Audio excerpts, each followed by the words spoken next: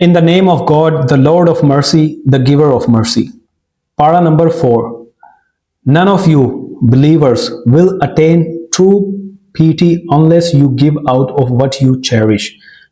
Whatever you give, God knows about it very well, except for what Israel made unlawful for himself.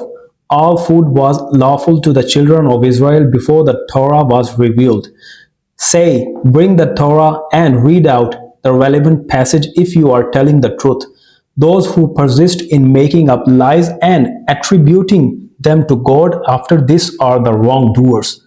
Prophet, peace be upon him, say, God speaks the truth, so follow Abraham's religion. He had true faith and he was never an idolater.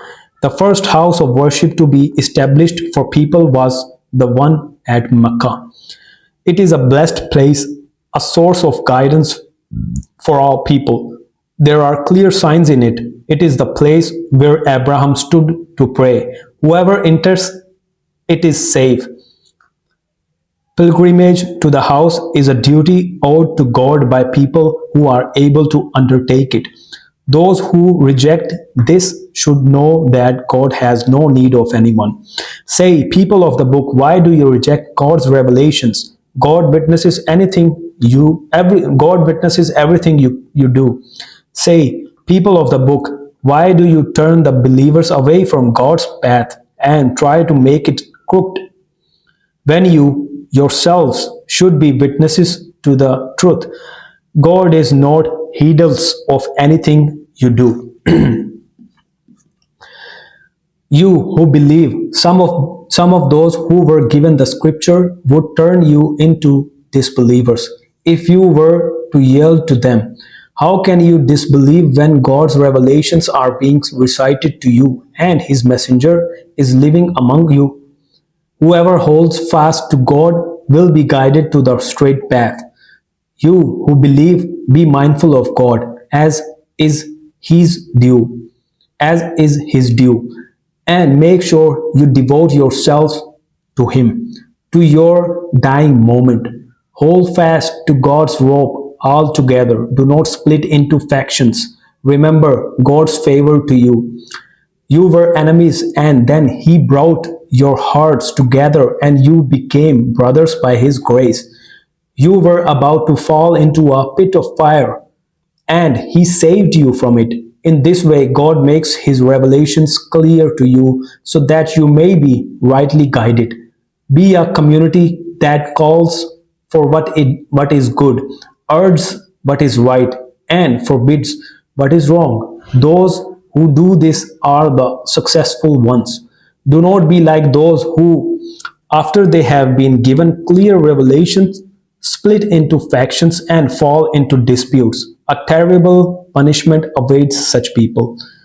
On the day when some faces brighten and others darken, it will be said to those with darkened faces, how could you reject your faith after believing? Taste the torment for doing so. But those with brightened faces will be in God's grace there to remain. These are God's revelations. We recite them to you, prophet, with the truth. God does not will injustice for his creatures. Everything in the heavens and earth belongs to God. It is to him that all things return. Believers, you are the best community singled out for people. You order what is right, forbid what is wrong, and believe in God. If the people of the book had also believed, it would have been better for them. For although some of them do believe, most of them are lawbreakers. They will not do you much harm. They will not do you much harm. Even if they come out to fight you, they will soon turn tail. They will get no help, and unless they hold fast to a lifeline and God and from mankind, they are overshadowed by vulnerability wherever they are found. They have drawn God's wrath upon themselves. They are overshadowed by weakness. 2. Because they have persistently disbelieved in God's revelation and killed prophets without any right, all because of their disobedience and boundless transgressions.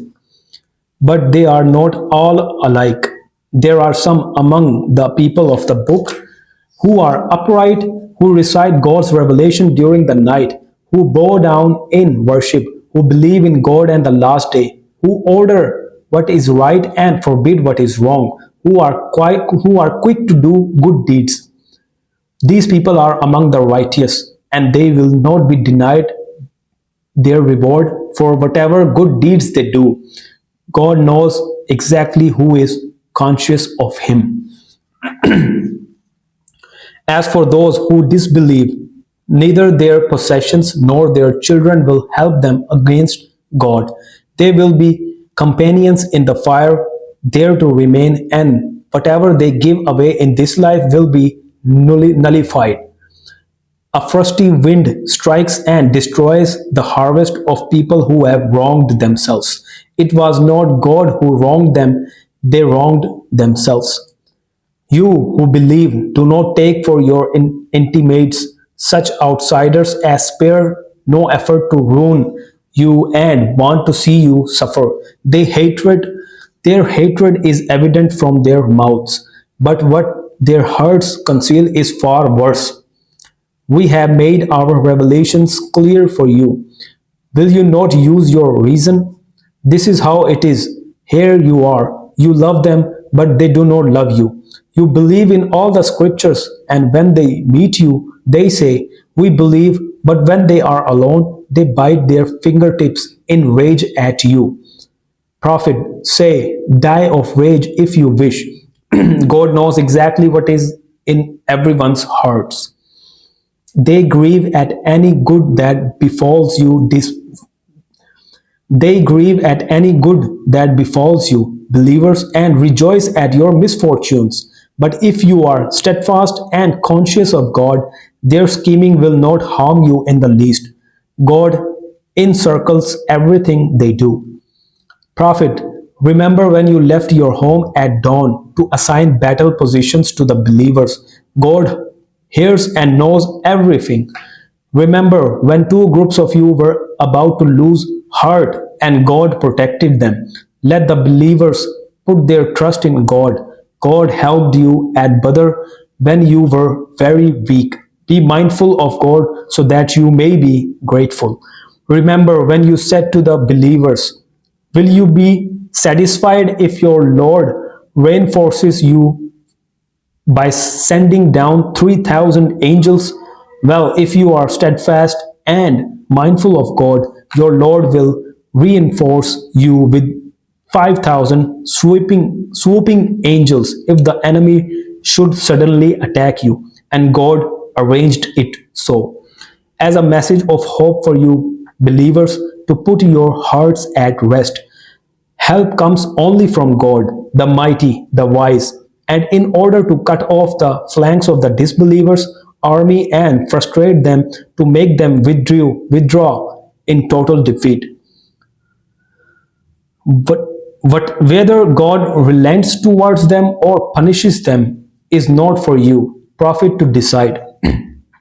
They are wrongdoers. Everything in the heavens and earth belongs to God. He forgives whoever He will and punishes whoever He will. God is most forgiving and merciful. You who believe, do not consume unurious interest, doubled and redoubled. Be mindful of God so that you may prosper. Beware of the fire prepared for those who ignore Him. And obey God and the prophet so that you may be given mercy. Hurry towards your Lord's forgiveness and a garden as wide as the heavens and earth prepared for the righteous, who give both in prosperity and adversity, who restrain their anger and pardon people. God loves those who do good, those who remember God and implore forgiveness for their sins if they do something shameful or wrong themselves, who forgives sins but God, and who never who never knowingly persist in doing wrong. The reward for such people is forgiveness from their Lord, and gardens graced with flowing streams where they will remain. How excellent is the reward of those who labor. God's ways have operated before your time. Travel through the land and see what was the end of those who disbelieved. This is a clear lesson to people and guidance and teaching for those who are mindful of God. Do not lose heart or despair. If you are true believers, you have the upper hand. If you have suffered a blow, they too have suffered one like it. We deal out such days among people in turn, for God to find out who truly believes, for Him to choose martyrs from among you. God does not love evildoers, for Him to cleanse those who believe and for Him to destroy the disbelievers. Did you think you would enter the garden without God first proving? Did you think you would enter the garden without God first proving which of you would struggle for His cause and remain steadfast? Before you encountered death, you were hoping for it. Well, now you have seen it with your own eyes. Muhammad is only a messenger before whom many messengers have been and gone. If he died or was killed, would you revert to your old ways? If someone did so, he would not harm God in the least. God will reward the grateful. No soul may die except with God's permission at a predestined time. If anyone strives for the rewards of this world, we will give him some of them. If anyone strives for the rewards of the hereafter, we will give him some of them. We will reward the grateful. Many prophets have fought with large bands of godly men alongside them who, in the face of their sufferings for God's cause, did not lose heart or weaken or surrender. God loves those who are steadfast. All they said was, Our Lord, forgive us our sins and our excesses. Make our feet firm and give us help against the disbelievers. And so God gave them both the rewards of this world and the excellent rewards of the hereafter. God loves those who do good. You who believe, if you obey the disbelievers, they will make you revert to your old ways and you will turn into losers. No, indeed, it is God who is your protector. He is the best of helpers. We will strike panic into the disbelievers' hearts because they attribute partners to God, although He has sent no authority for this. Their shelter will be the fire. How miserable is the home of the evildoers. God fulfilled His promise to you. You were routing them with His permission, but then you faltered, disputed the order, and disobeyed.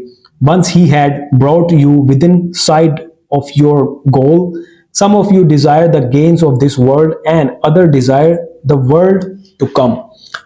And then He prevented you from defeating them as a punishment. He has now forgiven you. God is most gracious to the believers. You fled without looking back while the messenger was calling out to you from behind, and God rewarded you with sorrow for sorrow. He has now forgiven you, so that you may not grieve for what you missed or for what happened to you. God is well aware of everything you do. After sorrow, He caused calm to descend upon you, a sleep that overtook some of you. Another group, caring only for themselves, entertained false thoughts about God, thoughts more appropriate to pagan ignorance, and said, Do we get a say in any of this? Prophet, tell them, everything to do with this affair is in God's hands. They conceal in their hearts things they will not reveal to you.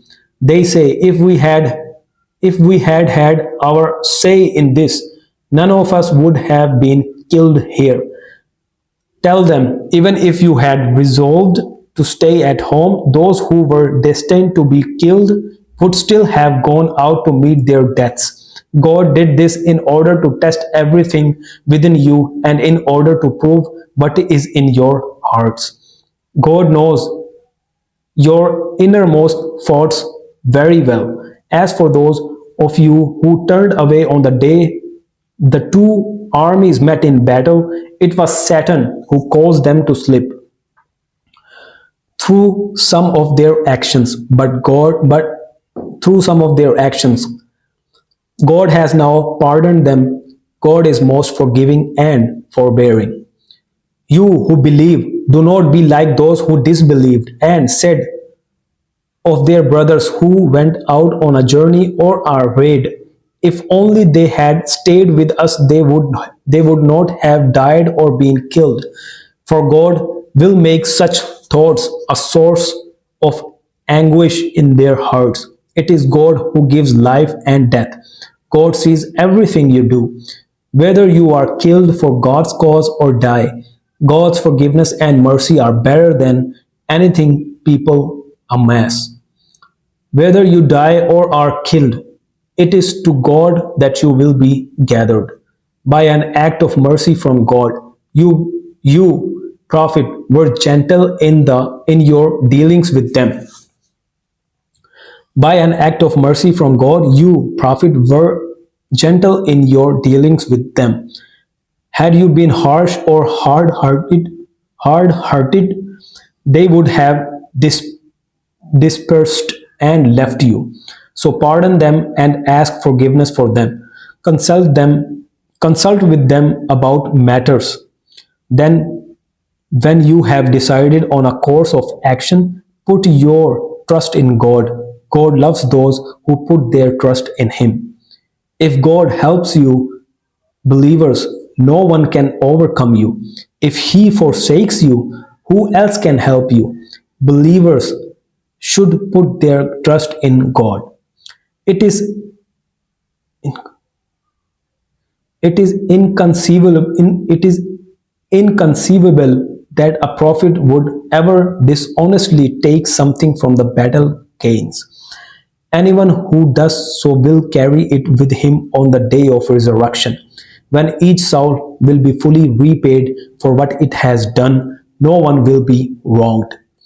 Can the man who pursues God's good pleasure be like the man who has brought God's wrath upon himself and whose home will be hell, a foul destination? They are in a different class in God's eyes. God sees exactly what they do. God has been truly gracious to the believers in sending them a messenger from among their own to recite his revelations to them, to make them grow in purity and to teach them the scripture and wisdom. Before that, they were clearly astray. Why do you believers say, when a calamity befalls you, even after you have inflicted twice as much damage on your enemy? How did this happen? Prophet, say, you brought it upon yourselves. God has power over everything. What befell you on the day of the two armies met in battle happened with God's permission and in order for him to see who were the true believers and who were the hypocrites who, when it was said to them, come, fight for God's cause, or at least defend yourselves, answered, we would follow you if you knew there was going to be fighting. On that day, they were close to the on that day they were close to disbelief than belief. They say with their tongues what is not in their hearts. God knows exactly what they conceal. As for those who stayed behind and said of their brothers, if only they had listened to us, they would not have been killed. Tell them, prophet, ward off death from yourself if what you say is true. Prophet, do not think of those who have been killed in God's way as dead. They are alive with their Lord, well provided for, happy with what God has given of His favor, rejoicing that for those they have left behind who have yet to join them, there is no fear, nor will they grieve. Rejoicing in God's blessing and favor, and that God will not let the reward of the believers be lost. Those who responded to God and the messenger after suffering defeat, who do good and remain conscious of God, will have a great reward. Those whose faith only increased when people said, "Fear your enemy," they have amazed a great army against you, and who replied, "God is enough for us, He is the best protector," returned with grace and bounty from God. No harm befell them. They pursued God's good pleasure. God's favor is great indeed. It is Satan who urges you to fear his followers.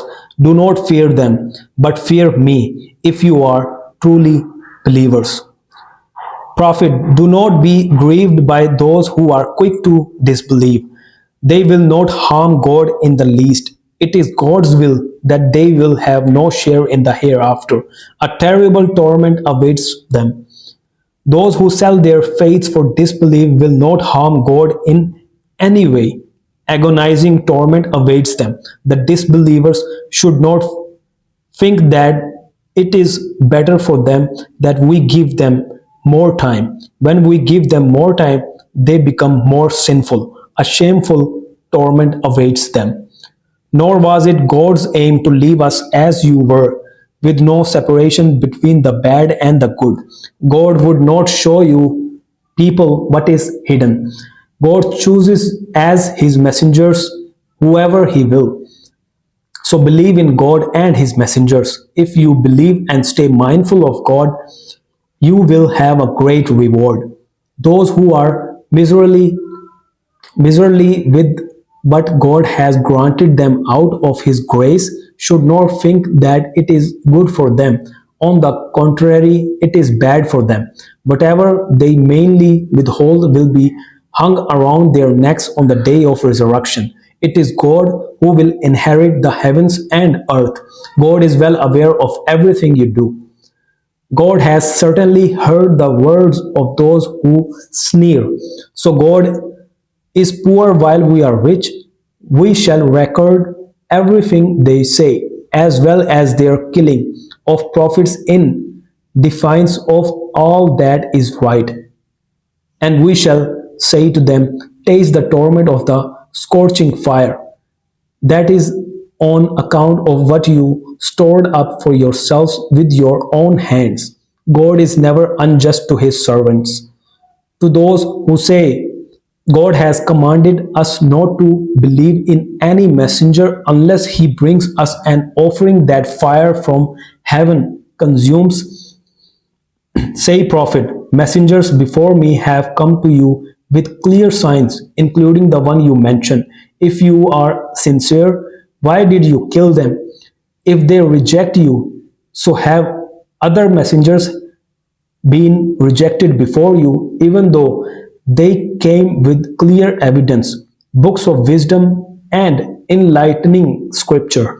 Every soul will taste death, and you will be paid in full only on the day of resurrection.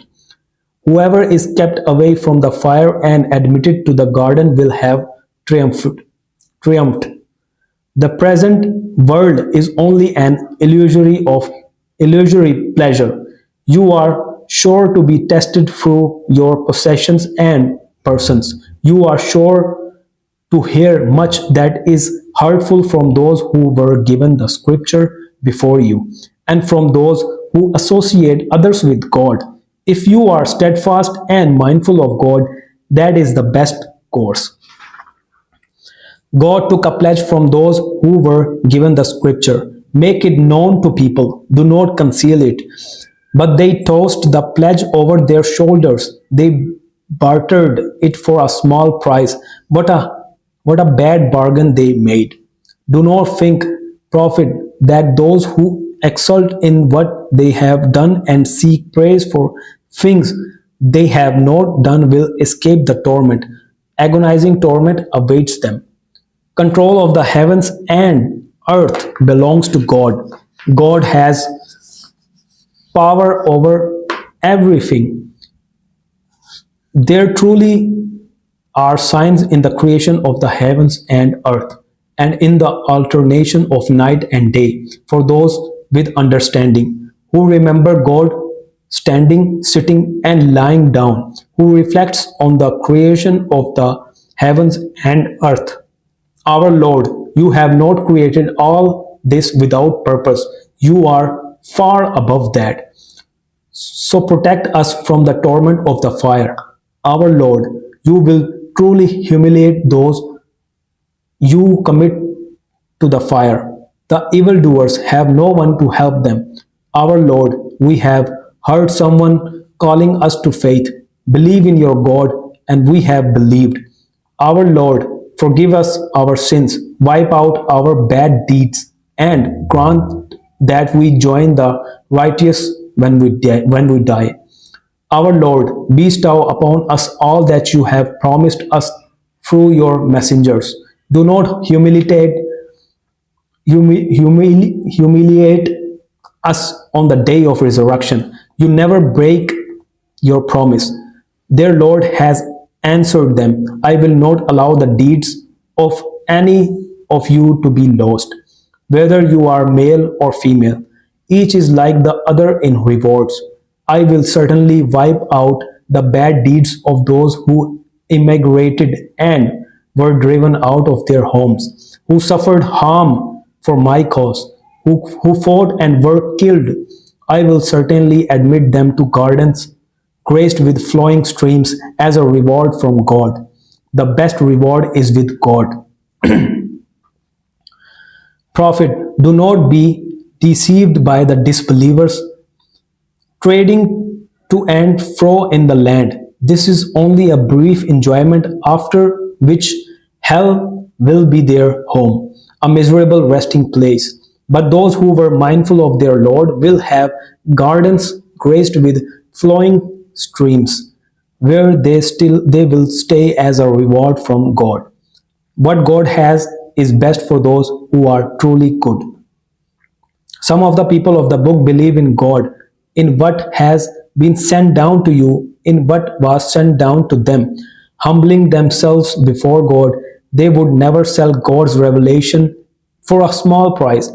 These people will have their rewards with their Lord. God is swift in reckoning.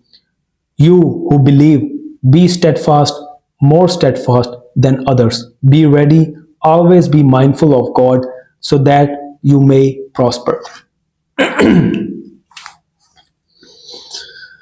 Surah number 4. Woman. In the name of God, the Lord of mercy, the giver of mercy. People, be mindful of your Lord, who created you from a single soul, and from it created its mate, and from the pair of them spread countless men and women far and wide. Be mindful of God, in whose name you make requests of one another. Beware of severing the ties of kinship. God is always watching over you. Give orphans their property. Do not replace their good things with bad, and do not consume their property with your own, a great sin. If you fear that you will not deal fairly with orphan girls, you may marry whichever other women seem good to you, two, three, or four. If you fear that you cannot be equitable to them, then marry only one, or your slave. That is more likely to make you avoid bias. Give women their bridal gift upon marriage. Through Though if they are happy to give up some of it for you, you may enjoy it with a clear con- conscience. Do not entrust your property to the feeble minded. God has made it a means of support for you. Make provision for them from it, clothe them, and address them kindly. Test orphans until they reach marriageable age. Then, if you find they have sound judgment, Hand over their property to them. Do not consume it hastily before they come of age. If the guardian is well off, he should abstain from the orphan's property, and if he is poor, he should use only what is fair. When you give them their property, call witnesses in, but God takes full account of everything you do. Men shall have a share in what their parents and closest relatives leave, and women shall have a share in what their parents and closest relatives leave, whether the legacy be small or large. This is ordained by God. If other relatives, orphans, or needy people are present at the distribution, give them something too, and speak kindly to them. Let those who would fear for the future of their own helpless children, if they were to die, show the same concern for orphans. Let them be mindful of God and speak out for justice. Those who consume the property of orphans unjustly are actually swallowing fire into their own bellies. They will burn in the blazing flame. Concerning your children, God commands you that a son should have the equivalent share of two daughters. If there are only daughters, two or more should share two-thirds of the inheritance. If one, she would have half. Parents inherit a sixth each if the deceased leaves children. If he leaves no children and his parents are his sole heirs, his mother has a third, unless he has brothers, in which case she has a sixth. In all cases, the distribution comes after payment of any bequests or debts. You cannot know which of your parents or your children is more beneficial to you.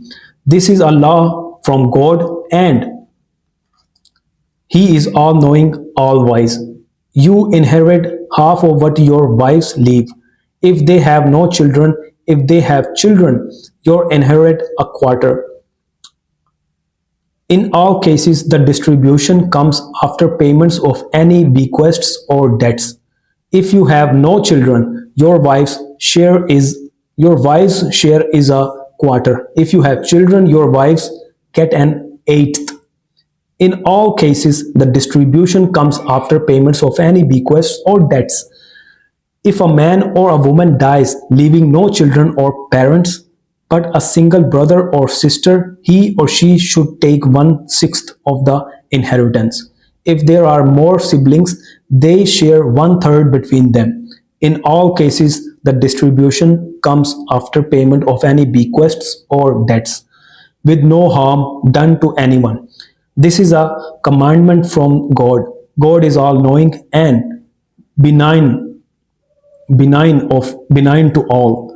These are the bounds set by God. God will admit those who obey him and his messengers. God will admit those who obey him and his messenger to gardens graced with flowing streams, and there they will stay. That is the supreme triumph. But those who disobey God and his messenger and overstep his limits will be consigned by God to the fire, and there they will stay. A, humiliate, a humiliating torment awaits them. If any of your women commit a lewd act, call four witnesses from among you. Then, if they testify to their guilt, keep the woman at home until death comes to them or until God shows them another way. If two men commit a lewd act, punish them both. If they repent and mend their ways, leave them alone. God is always ready to accept repentance. He is full of mercy. But God only undertakes to accept repentance from those who do evil out of ignorance and soon afterwards repent. These are the ones God will forgive. He is all knowing, all wise. It is not true repentance when people continue to do evil until death confronts them and then say, now I repent, nor when they die defiant. We have prepared a painful torment for these. You who believe it is not lawful for you to inherit women against their will, nor should you treat your wives harshly, hoping to take back some of the bride gift you gave them, unless they are guilty of something clearly outrageous. Live with them in accordance with what is fair and kind. If you dislike them, it may well be that you dislike something in which God has put much good. If you wish to replace one wife with another, do not take any of her bride gift back, even if you have given her a great amount of gold. How could you take it when this is unjust and a blatant sin? How could you take it when you have lain with each other and they have taken a solemn pledge from you? Do not marry women that your fathers married, with the exception of what is past. This is indeed a shameful thing to do, loathsome and leading to evil. You are forbidden to take as wives your mothers, daughters, sisters, paternal and maternal aunts, the daughters of brothers and daughters of sisters, your milk mothers and milk sisters, your wives' mothers, the stepdaughters in your care, those born of women with whom you have consummated marriage. If you have not consummated the marriage, then you will not be blamed. Wives of your begotten sons, two sisters simultaneously, with the exception of what is past, God is most forgiving and merciful.